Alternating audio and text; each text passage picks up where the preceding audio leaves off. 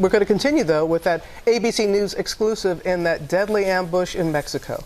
As Mexico asks the FBI to join the manhunt for those responsible, the 13-year-old who hid his siblings during the attack, then walked 14 miles to get help, is now telling his story for the first time. Tom Yama sat down with him and his father. Good morning, Tom. Robin, good morning to you. From the get-go, the government called this incident an atrocity, but now we're learning new details that are even more terrifying. As we learned, that little boy thought the killers were actually following him, yet he soldiered on to rescue his family. For the first time, the hero boy who helped rescue his siblings in that deadly ambush attack in Mexico sharing his story.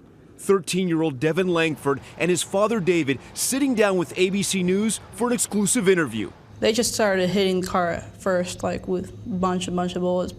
Just started shooting rapidly at us. Devin walking 14 miles for several hours to get help. Not sure if the cartel hitmen were coming for him next. Telling us about his painful thoughts along the way. If there was anybody else out there trying to shoot me or following me, or about my mom and my two brothers that died. Devin detailing the moments that led up to the shooting. The gunman first attacking their relative Christina Langford Johnson's car in front of them, killing her, then firing on Devin's family's car when they drove up. It felt real scary, and it felt like a lot of bullets. Devin thinks one of those bullets hit the engine, his mom unable to move the car. The car didn't work, so she was just trying right there, starting the car as much as she could, but I'm pretty sure they shot something so the car wouldn't even start. Devin telling us the last thing his mother said. To get down right now, she was trying to pray to the Lord, and she's trying to start the car up to get out of there. His mother Donna and two little brothers, Trevor and Rogan, would not survive the attack. Devin says the murderers had long guns and were wearing what looked like bulletproof vests. The family convinced they were sicarios, killers for the drug cartel. Afterwards, they got us out of the car, and they just got us on the floor, and then they drove off. The children tried to flee, but as you see from this video, later inside of a hospital, most were too wounded, including sister Kylie, shot in the foot, and baby brother Brixon with a bullet wound to the chest. We walked a little while until we couldn't carry him no more, and so we put him behind a bush, and I wasn't hit or nothing. So I started walking because every one of them were bleeding really bad, so I was trying to get in a rush to get there.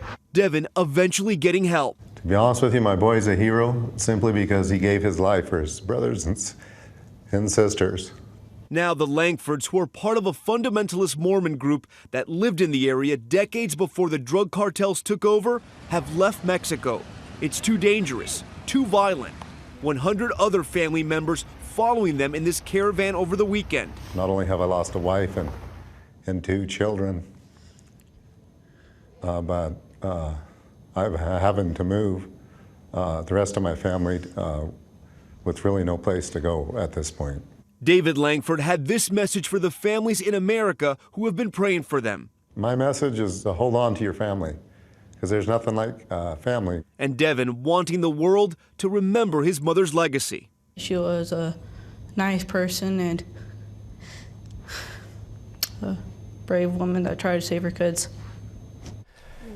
Now that family tells me their faith is actually renewed because of all the children that survived when they also came so close to death. And the father wants everyone to know his 9-year-old daughter is also a hero, Mackenzie. Like her brother, she walked for hours trying to find help, guys. It's amazing they were able to do that and tell their story in such a compelling way. Right, and when they talk about the little girl Mackenzie as well, they say they started to look for her because she got lost. They found 2 little footsteps. A couple miles down, they found a little shoe. She was walking and her blisters were bleeding. And they said when they first grabbed her, she said, "My brothers need help." I know that could not have been easy for you to be there. It was not, and to see what these people did to families, innocent women and children that were not caught up in this drug cartel violence, and they just, not to one family, to 3 different families. It was just horrific.